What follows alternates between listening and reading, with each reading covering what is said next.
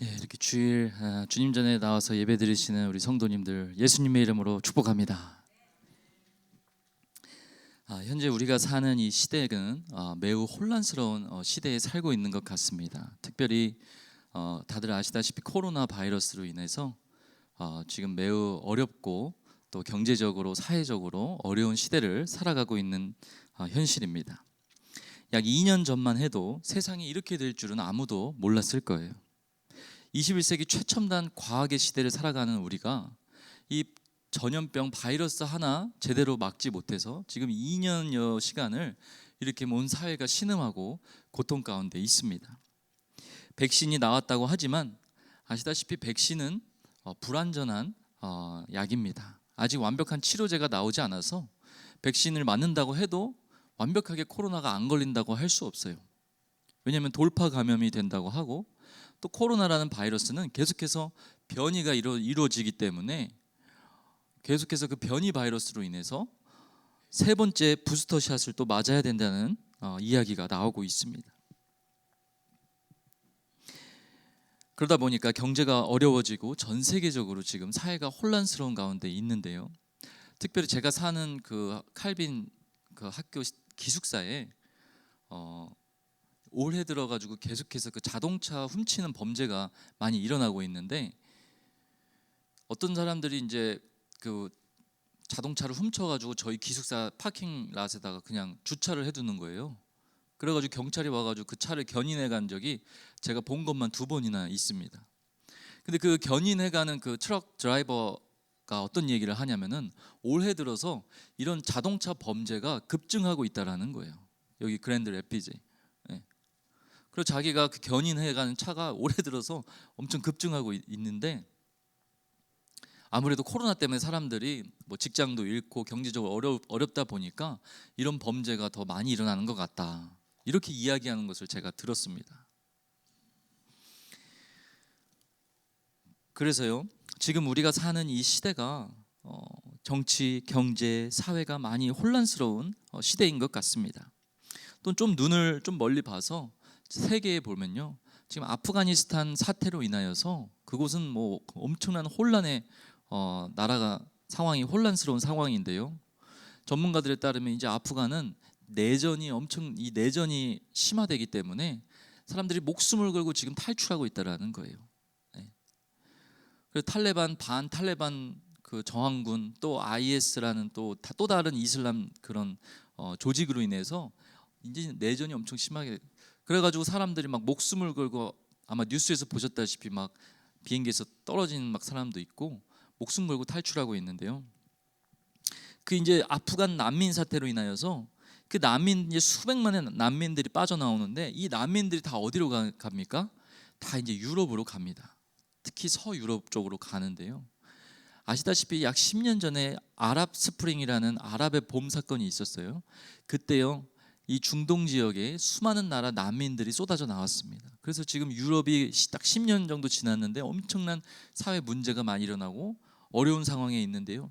이 아프간 사태로 인해서 또 다른 수백만의 난민들이 몰려 나오면 아마 전 세계가 더 계속해서 혼란스러운 시대가 계속해 될 것이라고 예상을 하고 있어요. 이런 상황에서 여러분, 누구를 의지해야 할지, 어떤 소식을 신뢰해야 될지를 모르는 이런 혼란스러운 시대에 우리는 살고 있다라는 거예요. 그러나 오늘 우리가 읽은 본문 시편 23편에는요, 이렇게 어두워져가는 시대 가운데 우리에게 한 줄기 희망의 빛을 주는 말씀인 것 같습니다. 우리에게는 참으로 익숙한 말씀인데요, 시편 23편 아마 다들 아실 거예요.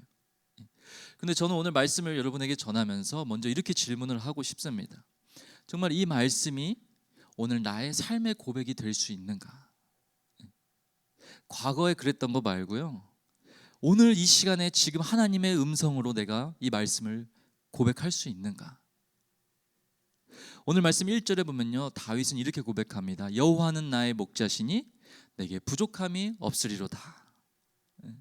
여러분, 이 고백이 오늘 저와 여러분의 삶의 오늘의 고백이 되기를 예수님의 이름으로 축복합니다. 성경에 보면요, 여호와와 우리의 관계, 여호와 하나님과 우리의 관계를 목자와 양으로 비유를 합니다. 왜 소가 아니고 염소가 아니고 말이 아닐까요? 목자와 양의 관계는 양은 절대적으로 목자를 의지하는 동물이기 때문이에요.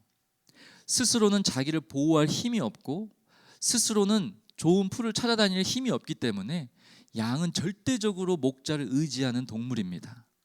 그래서 목자와 양의 관계는 그 어떠한 사람과 동물의 관계보다 친밀하다고 해요. 그래서 하나님께서는요, 우리를 하나님과의 관계를 말할 때 목자와 양이라고 하시는 거예요. 재미난 사실은 동물학자들이 이런 얘기를 합니다. 양은 사람의 보호가 없으면, 사람의 돌봄이 없으면 가장 먼저 멸종했을 동물이다. 그 정도로 양은 목자와 절대적인 의존의 관계라는 거예요. 다윗이 지금 고백하는 여호와는 나의 목자시니 내게 부족함이 없으리로다. 이 고백은요, 이 다윗의 신앙 고백인데요, 다윗의 마음속에 있는 그럼 여호와가 어떤 분이신가를 봤을 때 이 시편에 보면은 다윗이 여러 가지 자신의 믿음을 신앙 고백한 시들이 나오는데요, 대표적으로 다윗이 여호와를 어떻게 믿었는가 보면요, 시편 121편 1절 2절에 이렇게 고백합니다. 내가 산을 향하여 눈을 들리라. 나의 도움이 어디서 올까? 나의 도움은 천지를 지으신 여호와에게 서로다. 나의 도움이 어디서 올까? 나의 도움은 천지를 지으신 여호와. 다윗의 믿음 속에는 하나님은 천지를 지으신 분이라는 믿음이 있었어요. 한마디로 이 세상의 창조주라는 것이죠. 또한 시편 24편이죠. 23편 바로 뒤에 있는데요, 1절에 보면 땅과 거기에 충만한 것과 세계와 그 가운데 사는 자들은 다 여호와의 것이로다 라고 고백을 하고 있어요. 한마디로 이 세상 모든 만물의 주인은 여호와 하나님이라는 고백인 거예요. 정리해보면 다윗의 믿음 속에 여호와는 누구신가? 이 세상 만물을 창조하시고 그 모든 만물의 주인 되신 분이라는 거예요. 그 하나님이 나의 목자시면 나에는 부족함이 없으리로다 라고 고백한다는 것입니다. 여러분, 천지를 지으시고 이 모든 만물의 주인 되신 하나님이 우리의 목자가 되셔서 우리의 삶을 인도해 주신다면 우리에게 뭐가 부족한 게 있겠습니까? 여러분 믿으십니까? 성경에 보면요, 이렇게 하나님 한 분만으로, 정말 하나님만을 의지하며 그 하나님만을 경험했던 믿음의 사람들의 고백이 여러 가지 나오는데요, 또한 대표적으로 사도 바울은요, 빌립보서 4장 12절 13절에 나는 비천에 처할 줄도 알고 풍부에 처할 줄도 알아 모든 일 곧 배부름과 배고픔과 풍부와 궁핍에도 처할 줄 아는 일체의 비결을 배웠노라. 내게 능력 주시는 자 안에서 내가 모든 것을 할 수 있느니라 라고 고백합니다. 내게 능력 주시는 자 안에서 내가 모든 것을 할 수 있다. 이 말이 무슨 말입니까? 하나님이 나와 함께 하신다면 비록 내 상황이 비천에 처하거나 풍부에 처하거나 환경이 어떤 것에 상관없이 나는 모든 것을 할 수 있다. 하나님이 나와 함께 하시면. 한마디로 다른 말로 하면 뭡니까? 하나님 없으면 나는 아무것도 할 수 없다라는 거예요. 하나님만 있으면 됩니다. 하나님만 있으면 충분합니다. 하나님 한 분만으로 만족합니다라는 믿음의 고백인 거예요. 이처럼 성경에 나오는 우리 믿음의 선조들은요, 하나님 한 분만을 의지하고 한 분만으로 감사하며 한 분만으로 만족하던 자들이었어요. 그런데 우리의 현실은 어떠합니까? 이 시간에 여러분, 우리는 모두 하나님 앞에 서 있어요. 믿으십니까? 그 주님 앞에서 정말 중심으로 이 고백을 여러분 오늘 하실 수 있으세요? 아니면 혹시 내 마음 한구석에 다른 어떤 것을 의지하고 있지는 않으십니까? 우리의 문제는 뭐냐면 하나님을 한 분만으로 하나님을 믿긴 하는데 또 여러 가지 목자가 있다라는 거예요. 우리 마음속에.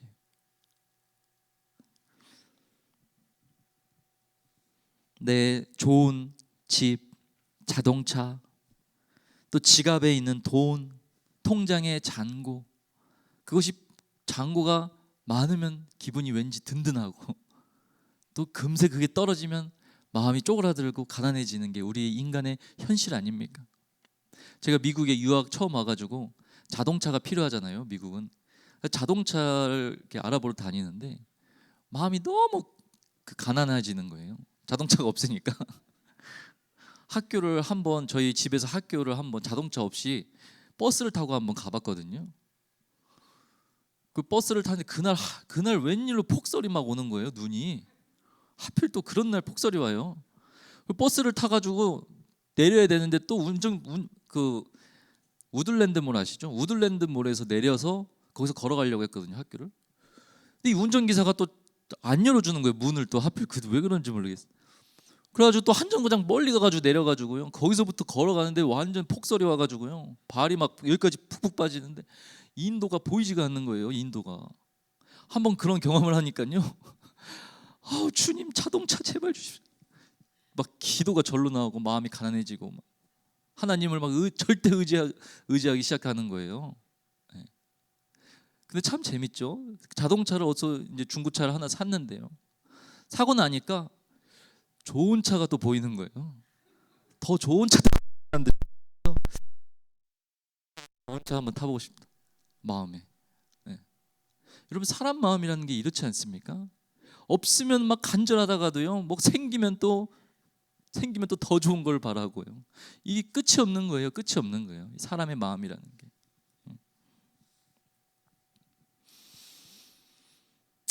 또한 우리는 내 자신의 경험을 의지합니다. 지식을 또 의지합니다. 학력을 의지합니다.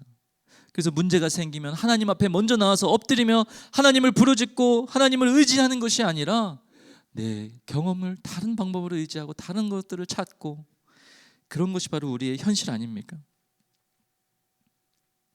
그러나 다윗을 비롯하여 성경에 나오는 이 믿음의 사람들의 고백을 보면요, 하나님 한 분만으로 만족하고 하나님을 절대적으로 의지하고 있는 믿음을 보여주고 있어요. 여러분, 이 목자와 양의 관계를 좀 더 살펴보면요, 이 양이 왜 목자를 절대적으로 의존하는가? 양은요, 이 시력이 안 좋다고 해요. 여러분 양의 눈을 보신 적 있습니까? 혹시 양의 눈동자는요, 직사각형으로 이렇게 옆으로 쫙 길게 돼 있어요. 네. 그래서 양이요, 가만히 이 앞에만 보고 있어도요, 뒤를 볼 수 있다고 합니다. 이 고개를 돌리지 않아도 양은. 네.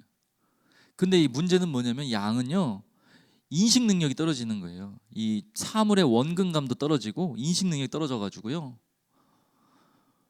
그 목자가 인도해 주지 않으면은 양은 스스로 살아갈 수 없는 존재라는 거예요. 고든 코넬 신학교에 교수로 재직하는 이 디모데 레니액이라는 이 교수분이 계신데요, 이분이요 1년 동안 유대 땅에 가서 베두인들과 같이 직접 생활하면서 목자와 양을 관찰을 했어요. 그리고 책을 내셨는데 양을 돌보는 참 목자라는 책이에요. 이 책에 보면 재밌는 일화가 있는데요, 이 양들이요 목자를 따라가다가 실수를 해가지고 또 이 절벽에서 양 한 마리가, 앞에 가는 양 한 마리가 떨어진 거예요. 발을 잘못 디뎌가지고. 근데 이 뒤에 따라가는 양이 앞에 떨어지면 자기가 멈춰야 되잖아요. 근데 바보같이 그냥 앞만 보고 따라가다가 또 떨어지고 뒤에 또 떨어지고 또 떨어지고 하다 보니까 100마리가 넘는 양이 절벽에서 몰사하는 걸 봤다고 해요. 그만큼 이 양이요, 이 시력이 안 좋은 거예요. 인지 능력이 떨어지는 거예요. 그래서 양들은요, 이 소리에 절대적으로 의존한다고 합니다. 목자의 소리, 자신의 목자의 소리. 그래서 목자의 소리를 따라서 이동하고 움직이는 거예요. 그래서 실제로 이 베두인 목자들은요, 수백 마리나 되는 양들의 이름을 다 외우는 사람이 있다고 그래요. 다 외운다. 그래서 양들은 목자가 부르면 그 목자의 음성을 자기의 목자를 따라서 찾아서 간다고 해요. 또 한 가지 재미난 사실은요, 진짜 목자와 사꾼 목자를 구분하는 방법이 있다고 합니다. 이 베두인들은요, 이 양을 치는 시스템이 어떻게 되냐면 농장주가 있고 동물 주인이죠. 그 다음에 목자들을 고용을 한다고 해요. 이 직원같이. 근데 이제 이 농장주가 목자들을 이 고용을 할 때요, 진짜 목자인지 이 사꾼 목자인지를 어떻게 구분하냐 하면요, 그 목자의 팔을 걷어본다고 합니다. 팔을 걷어가지고 그 손을 본다고 해요.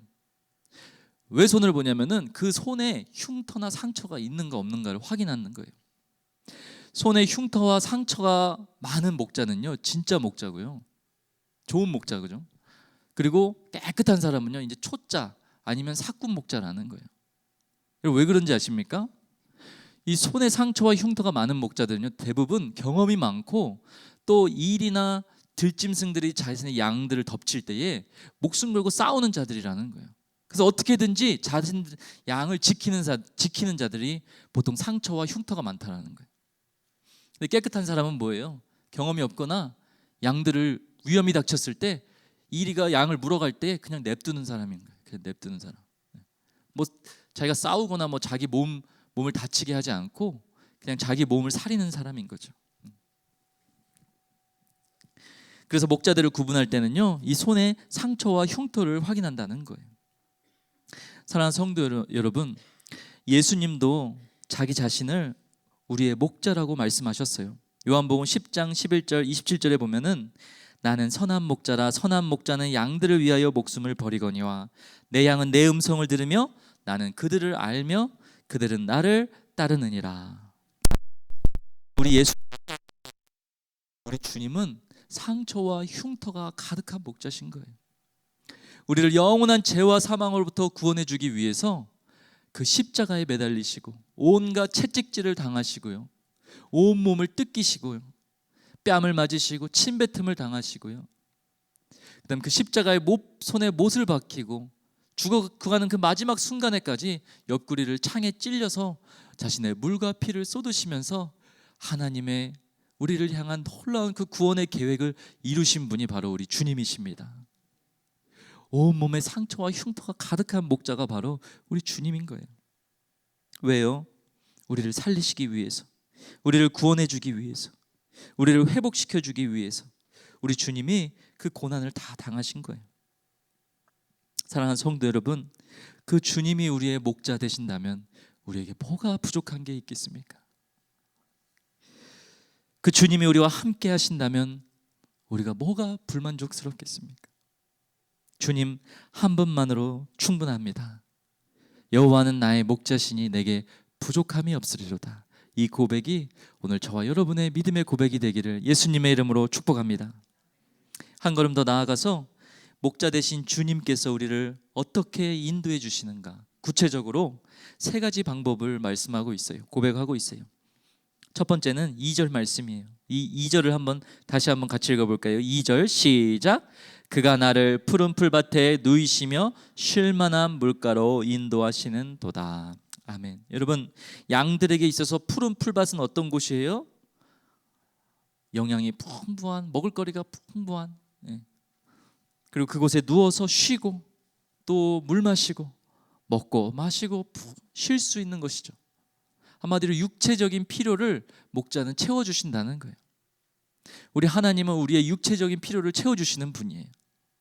우리에게 어떠한 것이 필요한지, 우리의 몸의 상태가 어떤지를 나보다 더 잘 아시는 분이 우리 하나님인 줄로 믿습니다. 그래서 우리 예수님께서는 마태복음 10장에서 12제자를 파송하시면서 그 제자들이 걱정과 불안에 가득 차 있으니까 어떻게 말씀하시냐?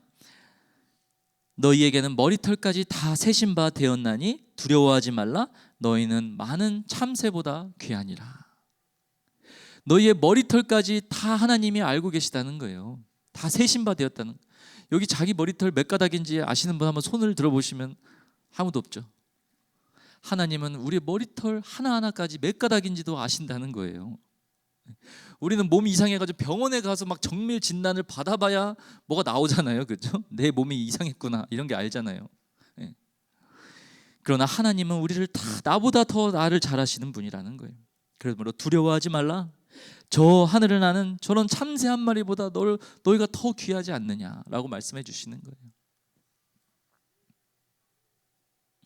사랑하는 성도 여러분, 이처럼 우리 하나님은 우리의 모든 육체적인 필요를 다 아시고 다 채워주시는 분입니다. 그 하나님을 여러분 믿으시길 바래요.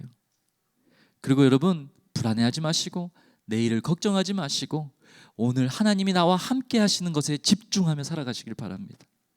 하나님이 오늘 나와 함께 하신다면 다 되는 거예요.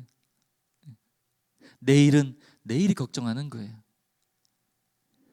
오늘도 나와 함께 하시기 때문에 그 믿음으로 내일을 살아가는 거예요. 아, 내일도 함께 하실 것이다. 또한 두 번째로 3절을 보겠습니다. 3절에서는 다윗이 이렇게 고백을 해요. 같이 읽어볼까요? 시작. 내 영혼을 소생시키시고 자기 이름을 위하여 의의 길로 인도하시는 도다. 내 영혼을 소생시키신다. 그리고 자기 이름을 위하여 의의 길로 인도하시다. 한마디로 우리 영혼의 필요를 채워주시고 생명의 길로 인도해 주신다는 거예요. 2절에서는 육체적인 필요를 채워주신 목자였죠, 그죠? 이제는 뭐예요? 우리 영혼의 필요까지도 책임져 주시는 분이라는 거예요. 여기서 소생케 하다라는 말은요, 이 히브리어 동사로 슈브라는 동사인데요, 되돌리다, 회복하다라는 의미가 있어요. 회복하다, 회복시키다. 하나님께서는 우리의 영혼이 낙심하고 괴로울 때 찾아오셔서 우리를 회복시켜 주시는 거예요. 또한 이해할 수 없는 고난을 당하고 억울한 일을 당해서 괴로울 때요, 우리를 선한 길로 반드시 인도해 주시는 분이 우리 하나님이라는 거예요. 양들은 아까도 말씀드렸지만 목자를 절대 의존한다고 그랬어요. 왜냐하면 양들에게는 공격할 수 있는 마땅한 무기가 없어요. 발톱이 뭐 날카로워가지고 막 발톱으로 할 수 있는 것도 아니고, 양은 뭐 송곳니가 막 날카로워가지고 막 물을 수 있는 것도 아니고요. 그러다 보니까 양은요, 온갖 위험에 쉽게 노출된다라는 거예요. 여러분, 우리도 이 세상을 살아가다 보면요, 이 죄악 많은 세상에서요, 온갖 또 사람과의 관계에서, 또한 물질 문제, 또한 건강의 문제, 또한 자녀의 문제, 이런 모든 문제 복합적으로 우리 주변에 산재해 있는 것이 바로 우리의 인생들 아닙니까? 그러다 보면요, 우리의 마음이 힘들어지고 불안과 걱정이 찾아오고 괴롭고 고통이 찾아오는 거예요. 고난이 찾아오는 거예요. 그럴 때 되면요, 어제는 막 믿음 충만한 사람도요, 막 고난과 어려움이 닥치면 어떻게 됩니까? 금세 마음이 연약해지고 막 불안해지는 거예요. 어려워지는 거예요. 그만큼 우리는 연약한 존재들인 거예요. 믿음의 사람 다윗도요, 이렇게 넘어지고 깊은 절망 속에 빠진 적이 많이 있었어요. 그럴 때마다 그는 어떻게 했는가? 그는 하나님을 아주 열렬히 찾았어요. 하나님을. 시편 42편에 보면 그가 이렇게 고백합니다. 하나님이여, 사슴이 시냇물을 찾기에 갈급함 같이 내 영혼이 주를 찾기에 갈급하나이다. 내 영혼이 하나님 곧 살아계시는 하나님을 갈망하나니 내가 어느 때에 나아가서 하나님의 얼굴을 배울까? 낮에는 여호와께서 그의 인자하심을 베푸시고 밤에는 그의 찬송이 내게 있어 생명의 하나님께 기도하리로다.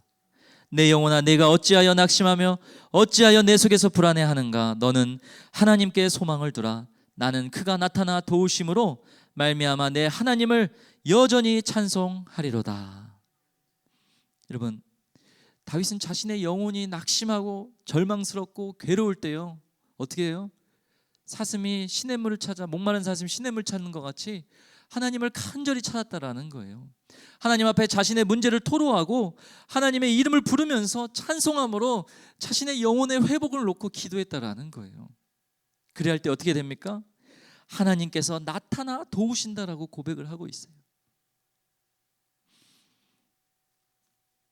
여러분, 우리의 인생 속에서도요, 어려움을 찾아오고 고난과 힘들고 내 자신이 영혼이 절망에 빠질 때요, 다른 어떤 것보다도 우리를 회복시키시는, 우리를 구원해 주시는, 우리를 온전하게 인도해 주시는 하나님을 의지해야 됩니다. 저희 집에 아기가 한 명 있잖아요. 그 아기가 있는데요, 밤에 새벽에 아기가 깨는 거예요. 근데 저희가 그 다른 방에서 자거든요. 근데요, 이 새벽에 한 2시, 3시쯤에 울면서 이제 깨는 건데요, 이 울음소리를 저 듣는 거예요. 그래가지고 울음소리로 파악을 하는 아기 상태를, 울음소리가 이렇게 하잖아요. 그러면은 아, 저놈이 좀 울다 자겠구나. 그러고 안 가요. 근데요, 이 울음소리가 막 할 때가 있거든요. 아, 그럼 뭐 문제 생겼나 보다 하고요, 저랑 아내가 벌떡 일어나서 착 가는 거예요. 뭐 무슨 일이 하고. 네. 여러분, 이 부모가 이렇지 않습니까? 네? 하나님도 마찬가지인 거예요. 하나님 앞에 엎드릴 때는요, 여러분, 하나님 앞에 기도할 때는요, 그래서 간절함을 갖고 나가야 되는 거예요. 간절함을 갖고 기도해야 되는 거예요. 하나님이 해결해 주시면은 하나님 안 됩니다. 하나님이 답변해 주시지 않으면 나는 해결할 수가 없습니다. 하나님이 도와주시지 않으면은 하나님 이거는 내가 해결할 수가 없습니다 하고 여러분 간절하게 하나님을 부르셔야 되는 거예요. 그러지 않고 미지근하게 그냥 주시면 좋고 안 주셔도 뭐 그냥 살고, 여러분 그런 태도는 바람직하지 않습니다. 하나님 앞에 기도할 때는요 여러분 간절하게 해야 되는 거예요. 그래서 다윗이 고백하는 거예요. 목마른 사슴이 시냇물을 찾아 갈급함 같이 내 영혼이 주를 찾기에 갈급하다, 이렇게 고백을 하는 거죠. 사랑하는 우리 성도 여러분, 하나님은 우리의 영혼을 소생케 해주시는 분이에요. 회복시켜 주시는 분인 거예요. 지금 지치고 힘들고 혹시나 괴로운 상황에 처해진 분이 계세요. 마음에 답답해가지고 예배 드려도 이 답답함이 해결되지 않는 분이 혹시 계십니까? 하나님 앞에 엎드리시길 바래요. 그리고 아이가 부모를 부르짖듯이 하나님의 이름을 간절히 부르짖고 하나님 앞에 간절하게 엎드릴 때에 하나님께서 나타나 도와주실 것입니다. 마지막으로 세 번째 특징은 무엇이냐? 우리를 끝까지 보호해 주시는 목자라는 거예요. 우리 4절 말씀 한번 읽어보겠습니다. 4절 시작. 내가 사망의 음침한 골짜기로 다닐지라도 해를 두려워하지 않을 것은 주께서 나와 함께 하심이라. 주의 지팡이와 막대기가 나를 안위하시나이다. 아멘. 지금 다윗이 어떤 고백입니까? 내가 사망의 음침한 골짜기로 다닐지라도 해를 두려워하지 않을 것은 주께서 나와 함께 하심이라. 주의 지팡이와 막대기로 나를 안위하시나이다. 여러분 다윗의 인생을 보면요, 이 수많은 이 고백이 그냥 나온 고백이 아니라요, 다윗의 인생은 수많은 고난과 죽음의 위협과 어려움이 많았어요. 특별히 사울 왕 때문에요. 자기 뭐 잘못한 것도 없는데 사울 왕이 질투해가지고요 다윗을 시기 해가지고 죽이려고 쫓아다녔잖아요. 한 나라의 왕이 죽이려고 쫓아다니는데 여러분 얼마나 불안하고 두렵겠어요. 조 바이든 대통령이 여러분을 쫓아다닌다고 생각해 보세요. 추적하고 CIA, FBI 막 해가지고 여러분 어디 있는지 막 추적하고 한다고 생각해 보세요. 다윗이 그랬어요. 그 왕이 쫓아다니는 거 죽이려고. 다윗의 얼마나 고난이 많습니까? 막 아둘람 동굴에서 살고요, 두더지 동굴 같은 그런 곳에 가서 빛도 안 들어오는 곳에 가서 밥 먹고 거기서 먹고 살아야 되고요. 심지어는 막 블레셋 진영에 가가지고 자기 목숨을 구걸하려고 막 미친 사람처럼 수염에다가 침을 막 질질 흘리면서 정신병자 행세를 했던 적도 있어요. 여러분 다윗은요 하나님을 원망하고요, 하나님 내가 목동일 때에 사무엘 선지자로 나 기름 부어 주셔놓고 이게 뭡니까? 왕이 된다고 기름 부어 주셔놓고 지금 내 인생이 이게 뭡니까? 하나님을 원망하고 불평하고요, 하나님을 떠났어도요 정상일 수 있어요 다윗은. 그런데 여러분 다윗이 어떻게 이 믿음의 사람이 됐습니까? 다윗의 위험 속에서, 그 어려운 공경 속에서, 그 환난 속에서 하나님이 항상 살 길을 주셨기 때문인 거예요. 하나님이 항상 지켜주시고 보호해 주셨기 때문인 거예요. 그러니까 이런 어려움 속에서도 하나님이 나를 살려주시네, 이런 어려움 속에서 하나님 나를 지켜주시네, 하나님이 나를 또 이렇게 인도해 주시네. 점점 그 믿음으로 살다 보니까요 이 믿음의 사람이 되는 거예요. 하나님이 다윗을 끝까지 지켜주시는 거예요. 할렐루야. 그래서 다윗은요 하나님을 신뢰할 수 있었어요. 그래서 하나님의 약속을 끝까지 붙들고 믿음으로 모든 그 역경과 환난을 이겨낼 수 있었던 거예요. 결국 무엇입니까? 이 모든 다윗의 이 고난의 시간들은요 하나님이 그를 목자인 하나님을 절대적으로 의존하는 왕이 되게 하시려고 그 훈련의 시간을 주신 거였어요. 그래서 그는 그 고난의 시간 속에서 하나님을 목자로 믿고 절대적으로 하나님을 의지하는 절대 의존의 믿음을 배웠던 것입니다. 그래서 이스라엘 역사상 가장 훌륭한 왕이 되어 나라를 통치할 수 있었어요. 사랑하는 성도 여러분, 우리의 인생도 마찬가지예요. 예수님을 믿고 그분의 자녀가 된 후부터 인생의 꽃밭만 펼쳐지는 게 아니에요. 다윗의 인생처럼 우리의 인생도 세상 속에서 찢기고 핥히고 고난 당하고, 때론 숨어야 되고, 때론 억울한 일을 막 당하고요, 오해를 당하고요, 또는 어려운 일을 많이 당하는데요, 그때 우리가 기억해야 될 것은 무엇입니까? 주님께서 나와 함께 하심이라. 내가 비록 지금 인생의 고난의 골짜기, 사망의 골짜기로 다닐지라도 여호와 하나님이 함께 하신다면 나는 괜찮습니다. 하나님 한 분만이 나와 함께 하신다면 나는 이겨낼 수 있습니다. 주님, 나와 함께하여 주시옵소서. 여러분, 이렇게 고백할 때에 모든 그 어려움과 고난들을 우리가 이겨내 나갈 수 있다는 거예요. 하나님을 의심하지 마시길 바랍니다. 그분을 절대적으로 신뢰하시길 바랍니다. 지금 내가 겪는 고난이 정말 내 머리로 이해할 수 없을지라도 우리는 하나님께서 반드시 우리를 보호해 주시고 선한 길로 인도해 주실 것을 믿어야 된다는 거예요. 다윗의 오늘 마지막 고백 6절을 한번 같이 읽겠습니다. 6절 시작. 내 평생의 선하심과 인자하심이 반드시 나를 따르리니 내가 여호와의 집에 영원히 살리로다. 아멘. 다윗은 그의 인생 속에 경험했던 하나님이 지금까지 나를 인도해 주셨고 지금도 함께 하시고 앞으로도 영원히 함께 해 주실 것을 확신하고 있는 거예요. 여호와의 인자하심, 여호와의 선하심이 반드시, 확신하는 거잖아요.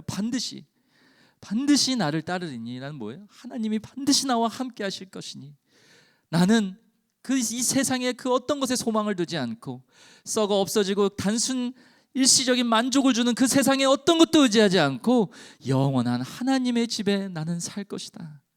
그분과 나는 영원히 동행할 것이다 라고 믿음의 고백을 하고 있는 것입니다. 사랑하는 성도 여러분, 여호와는 우리의 목자이십니다. 우리의 인생을 영원히 책임지실 것입니다. 그 주님을 목자로 의지하시고 살아가는 저와 여러분이 되기를 예수님의 이름으로 축복합니다.